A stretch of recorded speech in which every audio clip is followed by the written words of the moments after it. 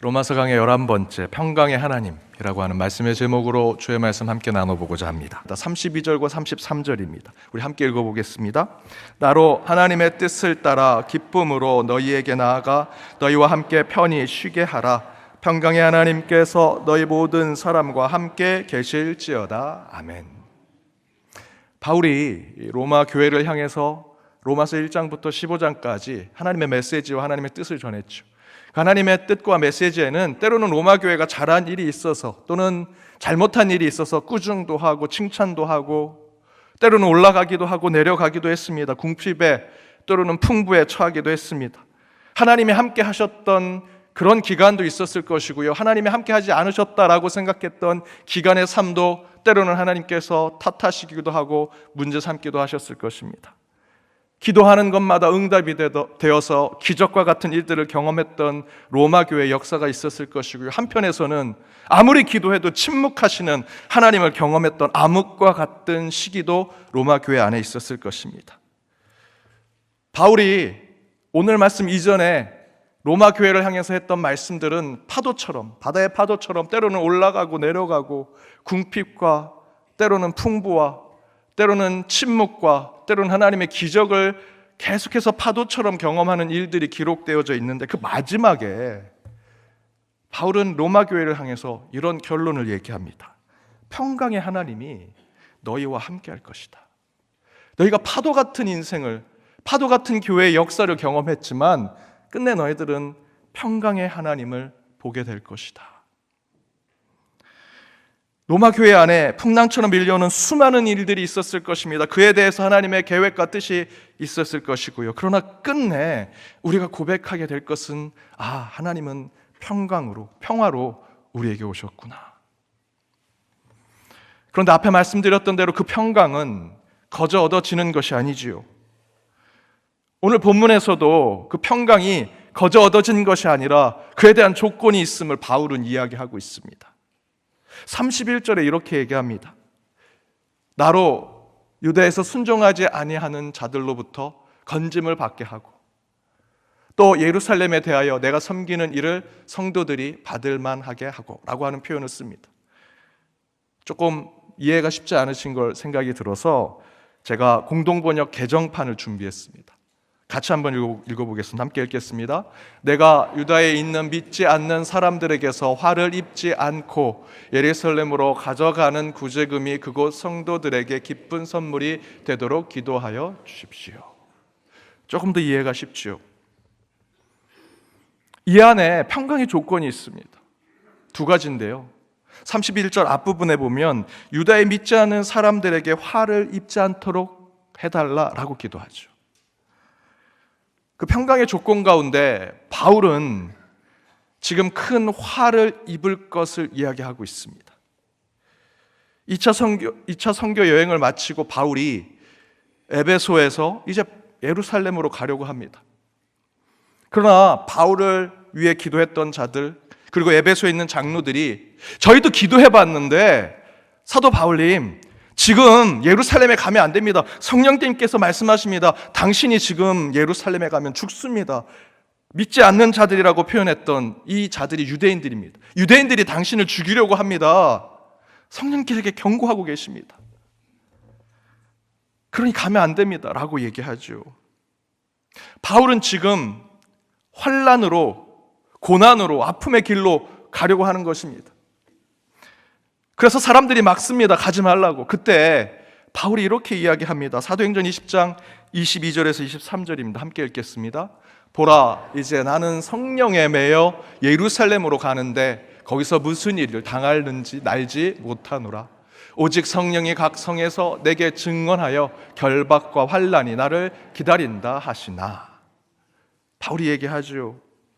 성령이 나를 부르고 나를 외워서 너희들이 얘기하는 내가 가면 죽을 게 뻔한 그 호랑이 굴과 같은 예루살렘으로 보내고 계신다. 거기 가면 뻔히 결박과 환난이 보이지만 나는 성령에 매여 그곳에 가야 한다라고 얘기합니다. 호랑이 굴에 들어가는 거죠. 자초해서 지금 혼란과 곤란과 아픔과 고통으로 들어가겠다라고 얘기하는데 그것이 성령의 뜻이다 라고 얘기하고 있는 것이죠. 그 후반절에 나와 있는 것도 동일합니다. 31절 후반절에는 예루살렘으로 가져가는 구제금이 그곳 성도들에게 기쁜 선물이 되도록 기도해달라고 얘기하죠. 이게 무슨 바울이 곤란한 상황입니까? 걱정이 될 만한 상황입니까? 라고 생각할 수 있는데요, 굉장히 걱정스러운 상황입니다. 이 뜻이 무엇이냐면, 요 앞에서 여러분 말씀을 함께 나눠서 아시겠지만 지금 바울이 예루살렘으로 가려고 하는 것은 로마 교회가 연보를 좀 모았습니다. 헌금을 모아서 예루살렘의 가난한 이들, 예루살렘 교회의 가난한 이들에게 구제금을 좀 전달해 준 그 연보를 가지고 가는 것이죠. 15장 26절에 보면 마게도니아하고 아가야에 있는 이방 그리스도인들이 또 연보를 모아서 자신들의 신앙의 뿌리와 같은 예루살렘 교회에 지금 어렵다고 하니 우리의 이 작은 이 예물을 좀 갖다 주십시오라고 얘기해서 바울이 그걸 가지고 지금 예루살렘에 가는 겁니다. 예루살렘 교회가 입장에서 생각해 보십시오. 그 이방인 할례도 받지 않은 자들이 돈을 모아서 우리를 도와준다고, 우리가 신앙의 뿌리인데, 그 생각을 하고 바울이 그곳에 가려고 하니 기도가 필요한 것입니다. 그들이 좀 기쁘게 이 연보를 받아줬으면 좋겠다라는 상황을 지금 31절 후반절에 얘기하고 있는 것이죠. 그가 그곳에서 느낄 바울의 그 곤란함, 걱정스러운 근심, 그것을 표현하고 있는 것입니다. 그곳을 향해 지금 바울은 내가 가야 된다라고 얘기하는 것이죠. 바울 눈앞에는 풍랑과 걱정과 고난과 근심이 눈앞에 뻔합니다. 결코 바울은 그곳에 가면 평안과 안정을 얻을 수 없습니다. 그런데 바울이 마지막에 이렇게 이야기하죠. 하나님의 뜻을 따라 기쁨으로 너희에게 나아가 너희와 함께 편히 쉬게 하라. 평강의 하나님께서 너희 모든 사람과 함께 계실지어다. 그럼에도 불구하고 바울은 평강의 하나님을 이야기하더라. 그 전제가 무엇이냐면 하나님의 뜻에 따라입니다. 하나님의 뜻에 따라. 여기 하나님의 뜻에 따라라는 것은 하나님께서 그 모든 걱정과 근심을 없애주시겠다, 고난과 아픔을 다 제해주시겠다, 너 앞에 있는 모든 장애를 다 열게 해주시겠다라는 뜻이 아닙니다. 그냥 하나님의 뜻에 따라 나는 그곳에 갈 것이다. 그런데 하나님이 우리 모두에게 평강을 주실 것이다 라고 얘기하더라는 것이죠. 이처럼 우리 안에 평강은 절대로 거저 얻어지는 것이 아니고요, 또한 우리가 만들어낼 수 있는 것도 아닙니다. 하나님의 뜻대로 우리는 갈 뿐이지요. 순종하며 나아갈 뿐입니다. 성령에 매여 그냥 그곳에 갑니다. 그런데 그곳은 걱정과 근심이 있는 곳이지만 우린 그곳에서 평강을 누리게 될 것이다 약속해 주고 계십니다. 여러분, 평강은요, 저와 여러분이 겪는 이 풍랑과 같은 파도 속 그 위에 무리를 걸어오시는 예수님이 우리에게 오시는 것처럼 우리에게 찾아오게 될 것입니다. 여전히 우리는 곤란함과 혼란함과 고통과 아픔 속에 살아가지만 그 아픔과 고통의 파도 위에 걸어오시는 예수를 통해 평강의 하나님을 만나게 된다는 것이죠. 요한복음 6장에서 그 이야기를 합니다. 요한복음 6장에 예수님께서 무리를 걸어오시는 사건이 나옵니다. 여기서 나오는 풍랑, 배도 집어삼킬 만한 그 파도는요, 저와 여러분, 우리 인간의 인생을 이야기합니다. 저와 여러분의 인생의 하루 앞을 알아볼 수 있습니까? 예측할 수 있습니까? 파도처럼 때론 올라가기도 하고 내려가기도 합니다. 내 인생의 그 파도에 따라서 그저 어디로 갈지 모르는 걱정과 근심이 가득한 인생을 살아가죠. 그런데 예수님이 저와 여러분의 인생에 걱정과 근심이 가득한 파도 그 물 위로 걸어오신다라고 증거하는 것입니다. 믿음이 없는 저와 여러분은 이 요한복음 6장의 말씀대로 그 제자들처럼 예수님이 누군지 몰라서 귀신인 것처럼 보지요. 그런데 예수님께서 말씀하십니다. 나는 너희를 구원한 예수다. 그렇게 인격적으로 예수님을 만난 후에 우리는 그 예수님을 우리의 심령으로, 여러분의 내면으로 받아들일 때 요한복음 6장에서는 그 예수님을 배로 영접한다라고 표현합니다. 그때 어떤 일이 일어나느냐? 21절에 이렇게 기록되어 있습니다. 함께 읽어보겠습니다. 이에 기뻐서 배로 영접하니 배는 곧 그들이 가려던 땅에 이르렀더라. 인격적인 하나님을 만난 이후에 저와 여러분이 겪는 것은요, 여전히 파도가 칩니다. 우리 인생은 걱정, 근심이 가득한 파도가 치지만 그 파도 위로 걸어오시는 예수님을 내가 영접하니 땅에 이르렀다. 여기서 땅은요, 어느 항구에 갔다라는 의미와 함께 영적인 뜻은요, 결코 움직이지 않는 바위와 같은 신실하신 하나님의 그곳으로 가게 되었다. 하나님의 신실함, 바위와 같은 하나님의 능력이 있는 곳은 평화와 평강이 있는 곳이죠. 여러분, 다윗의 삶은 어떻습니까? 다윗이 쓴 수많은 시편들이 언제 쓰여졌습니까? 왕이 되고 나서 편안한 보좌에 앉아 하프 트는 음악을 들으면서 야, 오늘 내가 시가 떠오른다, 내가 시를 써야겠다 하고 쓴 것이 시편일까요? 그렇지 않습니다. 다윗의 수많은 시편들은 다 고난 가운데, 아픔 가운데 쓰여진 시편입니다. 여러분 아시는 대로 다윗은 골리앗을 이겼습니다. 사람들이 사울은 천천히요, 다윗은 만만이다, 나라의 영웅이 되죠. 민족의 영웅이 됩니다. 그런데 사울 왕이 시기하고 질투해서 그를 죽이려고 합니다.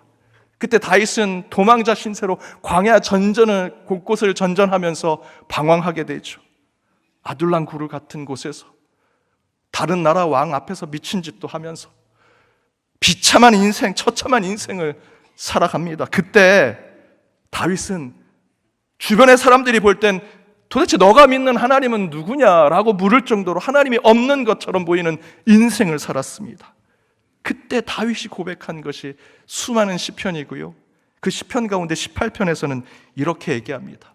1절에 나의 힘이신 여호와여, 내가 주를 사랑하나이다. 지금 사울의 칼이 목 앞에 와 있는데 다윗은 이렇게 얘기하죠. 나의 힘이 되신 하나님이요, 내가 주를 사랑합니다. 지금 어디 갈 곳이 없어, 머물 곳이 없어 곳곳을 방황하고 유리하는 이 다윗에게 이런 고백이 나왔고요. 2절에서는 이렇게 얘기합니다. 우리 2절 말씀 함께 읽겠습니다. 여호와는 나의 반석이시요 나의 요새시요 나를 건지시는 이시요 나의 하나님이시요 내가 그 안에 피할 나의 바위시니 나의 방패시요 나의 구원의 뿌리시요 나의 산성이시로다. 다윗 바깥에 있는 다른 사람들이 볼 땐 도저히 이렇게 고백할 수 없는 것을 다윗은요, 하나님이 나의 반석이시오 요새시오 건지신이시오 구원의 뿔이라고 고백하고 있죠. 원수의 칼이 지금 목전에 와 있지만 그가 바라보고 있는 것은 눈앞에 있는 풍랑이 아니었습니다. 걱정과 근심이 아니었고요, 나를 여전히 붙드시고 내게 평강을 주신 하나님. 그래서 그는 시편 18편 46절과 47절에 이렇게 고백합니다. 함께 읽겠습니다. 여호와는 살아계시니 나의 반석을 찬송하며 내 구원의 하나님을 높일지로다. 이 하나님이 나를 위하여 보복해 주시고 민족들이 내게 복종하게 해 주시도다. 하나님이 살아계시니, 하나님이 살아계시다. 다윗은 결코 지금 자신이 처한 상황 가운데 이 고백을 할 수 없습니다.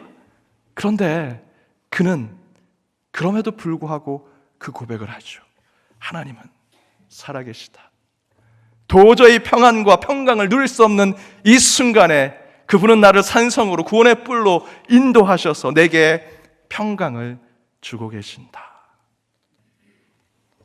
다윗은 인생의 풍랑과 파도 속에 강력한 믿음의 시들을 써냈습니다.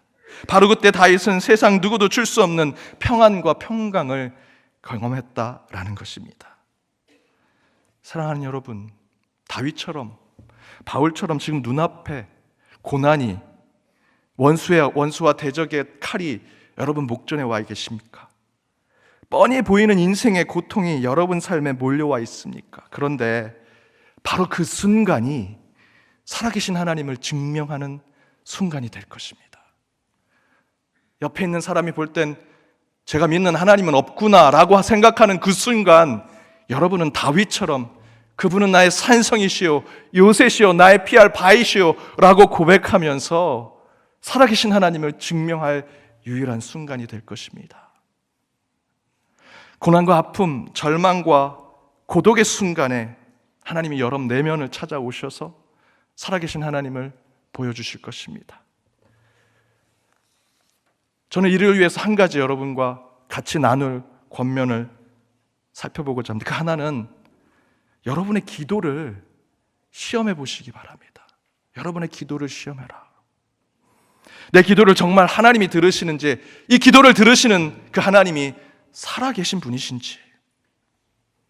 대신에 하나님을 시험하는 기도는요, 여러분의 신앙이, 여러분의 기도가 진정성이 있어야 합니다.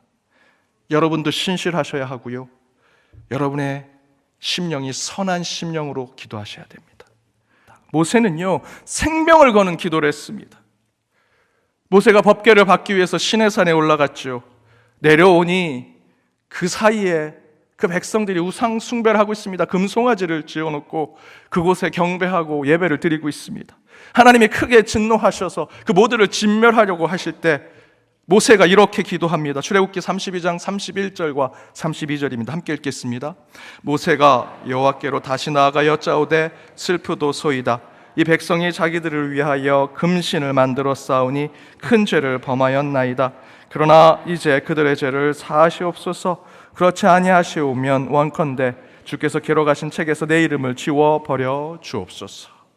원컨대 주께서 기록하신 책에서, 그 생명책에서 내 이름을 지워도 좋습니다. 대신에 이 백성을 구원해 주십시오. 자신의 생명을 거는 기도를 하고 있더라라는 것입니다. 절망스러운 상황입니다. 좌절과 걱정과 근심이 땅 밑으로 떨어지고 있습니다. 그때 모세는 자신의 생명을 걸고 기도합니다. 하나님, 제 이름이 그 천국의 생명책에 이름이 없어도 좋습니다. 그러나 이 백성만큼은 그 생명책에 기록해 주십시오 라고 하는 기도, 영혼을 담아내는 기도를 하고 있는 것이죠. 그렇게 할 수 있었던 것은 모세에게는 믿음의 진정성이 있었던 것입니다. 모세는 진짜 하나님을 믿었기 때문에 자기의 생명, 자기네 영혼을 다 걸고 기도할 수 있었던 것입니다. 저와 여러분은 어떻습니까? 여러분의 기도는 그저 샤머니즘에서 얘기하는 주문과 같은 기도 하십니까? 다른 천주교에서 주는 종이 몇 장의 그 기도문을 줄줄줄 읽는 것으로 기도하고 계십니까? 혹시 우리의 기도도 형식의 중언부언에 묶여 있지 않습니까? 제가 이 모세의 기도에 대한 것을 중등부 수련회 때 한번 말씀을 전하고 그 다음 날에 성경 공부로 했습니다. 그 성경 공부 가운데 혹시 너희들이 생명책에서 너의 이름을 빼고 다른 누군가를 넣기를 원하면 누굴 넣기 원하느냐, 그 중보자를 적어놓으라 라고 얘기를 했습니다. 그런데 그 가운데 중등부 아이들 중에 장로님 아들 한 분이 있었는데, 한 학생이 있었는데 정말 말썽을 많이 피고 문제아였습니다. 너무 교회에서도 너무 유명했고 그 친구가 수련회 오는 것조차도 선생님들이 걔만 안 왔으면 좋겠다라고 할 정도로 너무 말썽을 피고 문제였는데 그 친구가 왔습니다. 아침에 성경 공부할 때 어제 그 말씀을 전했던 이 모세의 이 기도를 가지고 어떻게 썼는가 하고 제가 옆에서 봤더니 자신의 이름을 빼고 생명책에 들어갈 분으로 자기 아버지 이름을 거기다 썼습니다. 그래서 얘가 아직 정신 못 차렸구나 생각하고 제가 물었습니다. 야, 너의 아버지는 장로님이고 신앙도 좋으신데 너가 이름 안 적어도 아버지는 괜찮은데 왜 또 장난하듯 그렇게 쓰면 안 돼? 라고 얘기했더니 그 학생이 이렇게 얘기합니다. 그래서 썼어요.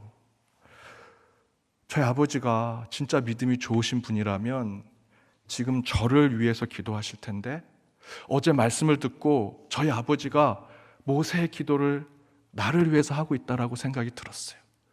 내 이름은 지워둬도 좋으니 내 아들을 생명책에 넣어주십시오.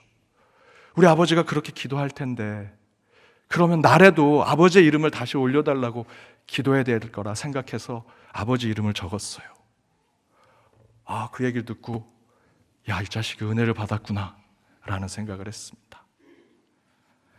여러분, 모세처럼 나를 희생하고 나를 버리면서까지 가족과 이웃과 여러분의 중보자들을 위해 기도해 보십시오. 기도를 시험해 보십시오. 나를 위한 것 이전에 내 가족을 위해서, 여러분의 이웃을 위해서, 내 친구와 내 지인들을 위해서 여러분의 기도를 한번 시험해 보십시오. 반드시 하나님께서 살아계신 하나님을 그 기도를 통해 증명해 주실 것입니다. 오늘 본문을 제가 세 번역으로 준비했습니다. 30절에서 33절. 세 번역의 이 본문을 번역한 것에 각 절마다 서술어가 뭐라고 나오냐면 기도로 나옵니다. 기도해 주십시오.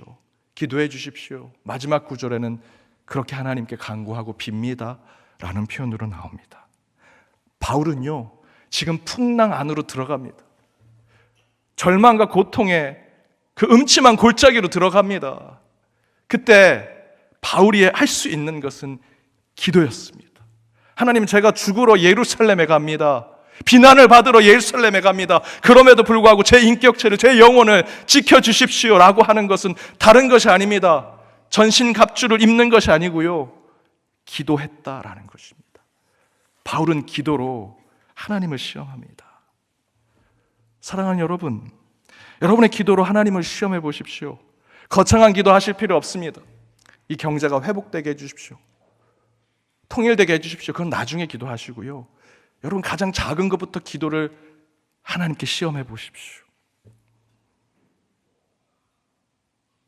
과학실에서 실험을 할 때 그 실험에서 실패한 실험은요, 다 화학 폐기물로 처리해 버립니다.